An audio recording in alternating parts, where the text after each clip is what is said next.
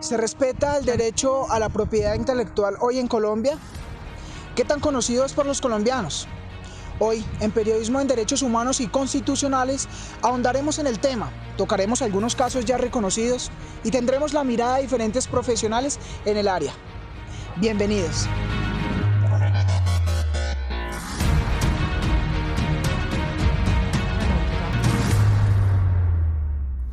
El artículo 61 de la Constitución Política Colombiana de 1991 nos dice: se protegerá el derecho a la propiedad intelectual mediante el tiempo y las formalidades que establezca la ley. En este tema, Ilmer Acosta, abogado y profesor de la Universidad Central, nos hablará a profundidad.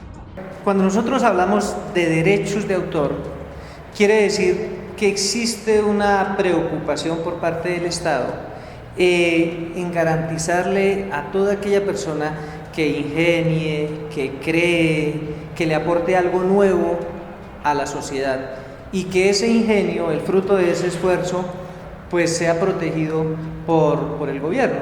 Es decir, que todas aquellas obras, ya sean literarias o sean creaciones de propiedad industrial, no sean objeto de usurpación o que otro se apropie de esas ideas sin que le haya costado ninguna clase de esfuerzo.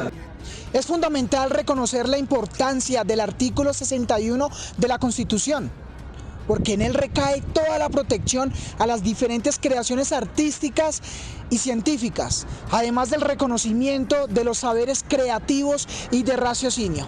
Este artículo está regulado por la Ley número 23 del 28 de enero de 1982, la cual nos dice: los autores de obras literarias, científicas y artísticas gozarán de protección para sus obras en la forma prescrita por la presente ley, y en cuanto fuere compatible con ella por el derecho común. También protege esta ley a los intérpretes o ejecutantes, a los productores de fonogramas y a los organismos de radiodifusión en sus derechos conexos a los del autor. Asimismo, este artículo está estrechamente relacionado con los derechos de autor, el conjunto de normas jurídicas y principios que afirman los derechos morales y patrimoniales para que la ley se los conceda a los autores. Cuando una persona hace parte del diseño de un software, por ejemplo, o diseña un software, listo, tiene la propiedad intelectual. Y esa es sujeto de ser registrada, o sea, yo puedo acudir ante el Ministerio del Interior a través de la Dirección Nacional de Derechos de Autor a que me ampare ese derecho, o sea, eso es mío, ¿sí? Por otro lado, está una especie que es aquella que se da dentro del ámbito comercial. No sé, pensemos por ejemplo en la botellita de Coca-Cola.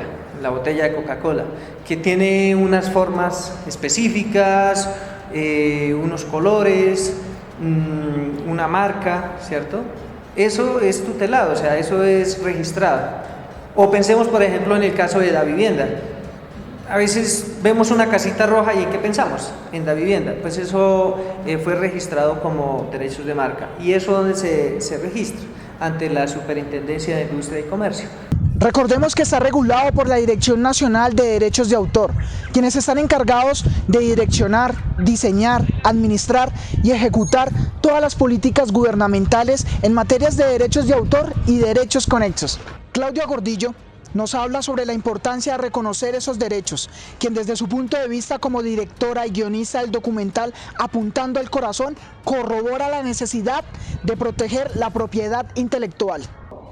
Si la persona que está produciendo, un grupo de personas que está produciendo una innovación, ¿sí?, o una obra, se tiene que tener muy claro si va a haber unos recursos en términos financieros que se quieran recoger con esa obra, con esa patente, con esa invención, ¿sí? Si el creador tiene eso claro, pues por supuesto tienen que estar dentro de toda la reglamentación de protección de sus derechos, pero también de los derechos de otros que han hecho imágenes que son usadas, o de los sonidos, de la musicalización. Entonces, digamos que no es solamente yo quien hago, por decir un ejemplo, sino proteger los otros que han hecho. ¿sí? Igual que en este caso, diariamente se siguen evidenciando estas situaciones. Si bien los derechos patrimoniales van más en la búsqueda de las ganancias monetarias, el objetivo principal de los derechos morales van más allá, sobre todo en la búsqueda del reconocimiento de ideas y de las creaciones de estos autores. Veamos a continuación las reflexiones que tiene Ilmer Acosta sobre este tema. Hacer una distinción entre derechos patrimoniales y derechos morales. Los primeros es el derecho que yo tengo a que se me garantice un ingreso económico por mi creación, ¿sí? Y que si van a explotar mi invento o mi composición, pues que lo que genere mi obra, o sea, el recurso que genere mi obra también me participe. Me explico, si yo escribo un libro, listo, lo escribí y me lo publicó la editorial Planeta.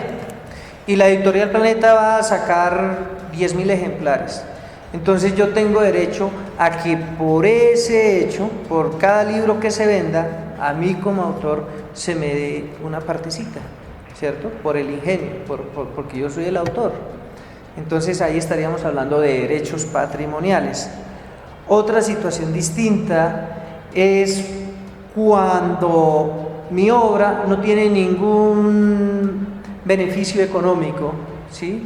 Digamos que es un cuadro que no se está comercializando, que no se está reproduciendo, sino que únicamente se donó a una fundación o a un museo y no tiene ánimo de lucro. Tengo el derecho moral, y el derecho moral no tiene un ingreso económico, sino ¿cuál sería el derecho moral? A que en todo lo que se haga mi nombre esté inscrito ahí. Y para finalizar esta investigación, el artículo 61 de la Constitución Política Colombiana de 1991 y los derechos de autor deben ser conocidos por todas las personas, pero especialmente por aquellas quienes dentro de sus deseos aspiren a la publicación de un artículo académico, científico o alguna producción artística. Gracias a estos se reconoce que los bienes que pueda poseer una persona van más allá de lo tangible y de lo económico.